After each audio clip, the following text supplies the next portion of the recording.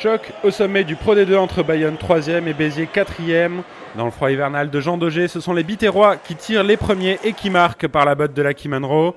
Vite rattrapé par Willy Duplessis, impeccable au pied dans ce match et qui marque 3-3 après 6 minutes de jeu seulement. Et après une mêlée dominée par l'Aviron, Duplessis donne même l'avantage aux siens sur ce coup de pied. 6-3 après 13 minutes de jeu.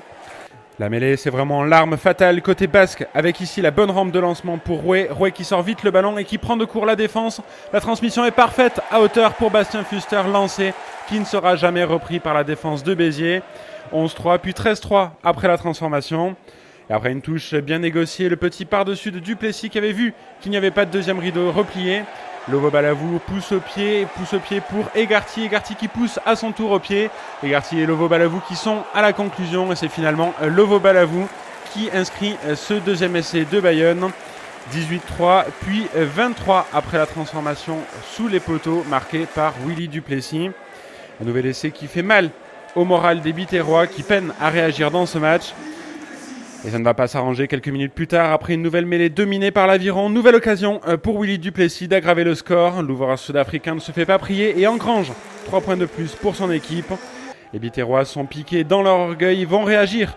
Ils vont d'abord essayer de passer dans l'axe, mais se heurtent à la très très bonne défense de Bayonne, à la fois compacte et agressive. Les Biterrois qui vont essayer ensuite de passer par des charges, mais ça ne passe toujours pas. Ramoneda derrière le regroupement qui, à la manière d'un demi de mêlée, va passer le ballon qui file jusqu'à l'axe avec Bakary Maïté qui trouve à hauteur Conrad Maré qui mystifie la défense de Bayonne pour inscrire le premier essai de Béziers dans ce match. Un essai facilement transformé par Lucky Munro. Et 23-10 après 32 minutes de jeu. Les Biterrois qui semblent un peu revenus dans le match, mais c'était sans compter les intentions bayonnaises avec l'énorme charge de Benjamin Thierry, difficilement stoppé à quelques mètres de la ligne. Le ballon qui vit toujours, il est transmis et ça avance côté bayonnais, juste sous les perches. Et c'est Monribaud qui se saisit finalement du ballon et qui fait parler toute sa puissance en rebondissant sur la défense héroltaise pour inscrire le troisième essai de l'Aviron bayonnais. Et après transformation, en deuxième mi-temps, ça ne s'arrange pas pour les Biterrois qui, après avoir été une nouvelle fois ultra dominés en mêlée à 5 mètres de leur ligne, écopent logiquement d'un carton jaune pour Vitolio Manukula. Et Béziers qui est à 14 en position de faiblesse. Et Bayonne qui va marquer un essai de pénalité après avoir dominé encore une fois une mêlée. Un essai logiquement transformé sous les perches par Willy Duplessis et 37-10. L'addition qui commence à se corser pour Béziers.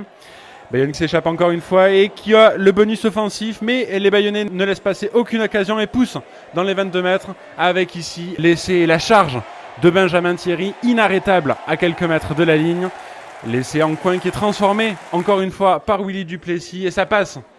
Mais les Biterrois qui ne s'en laissent pas compter, qui ont été dominés pendant tout le match et qui vont réagir à 5 minutes de la fin avec ce petit par-dessus. Le petit par-dessus a priori pour personne, mais si, Conrad Maré est à la conclusion le long de la touche et qui inscrit un doublé personnel dans ce match.